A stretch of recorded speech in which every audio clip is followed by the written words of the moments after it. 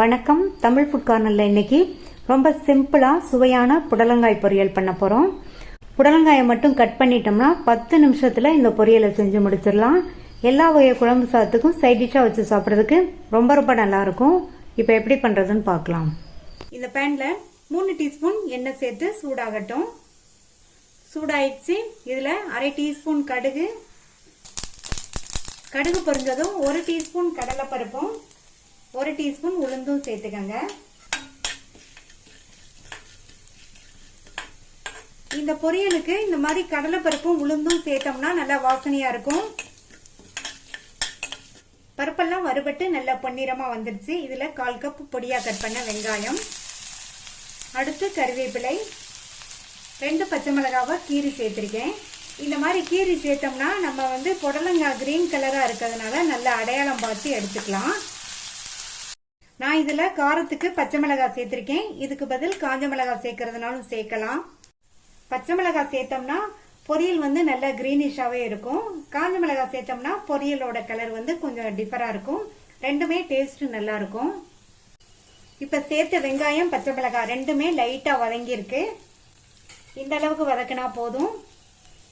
300 gram புடலங்காய மேல லைட்டா ஒரு வெள்ளை பகுதி இருக்கும், அதை நீக்கிட்டு உள்ள விதைகளையும் எடுத்துட்டு நல்லா வாஷ் பண்ணி இந்த மாதிரி சைஸ் துண்டுகளா கட் பண்ணியிருக்கேன். இதை இதுல சேர்த்துட்டு நல்லா நம்ம சேர்த்த எண்ணெயிலேயே இதை 1 நிமிஷத்துக்கு ஹை ஃபிளேம்ல வச்சு வதக்கிக்கங்க.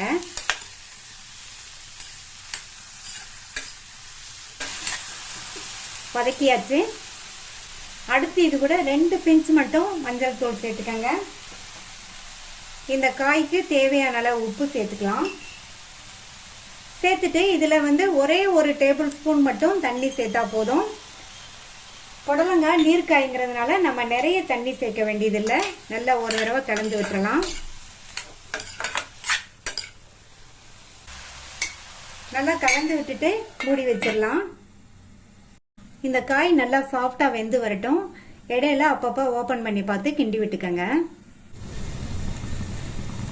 இப்ப 5 நிமிஷம் ஆச்சு.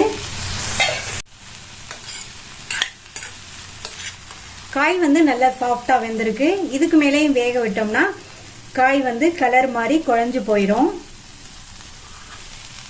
அடுத்து இதுல 1-2 இடிச்ச 1/2 டீஸ்பூன் சீரகம் சேர்த்துக்கலாம், வாசனையா இருக்கும். தேங்காய் துருவல் சேர்க்கிறேன். தேங்காய் துருவல் 1/2 டேபிள் ஸ்பூன் சேர்த்திருக்கேன். இது போதும். உங்களுக்கு தேவைன்னா இன்னும் கொஞ்சம் சேர்த்துக்கங்க. நல்லா ஒரு தடவை மிக்ஸ் பண்ணி விட்டுறலாம்.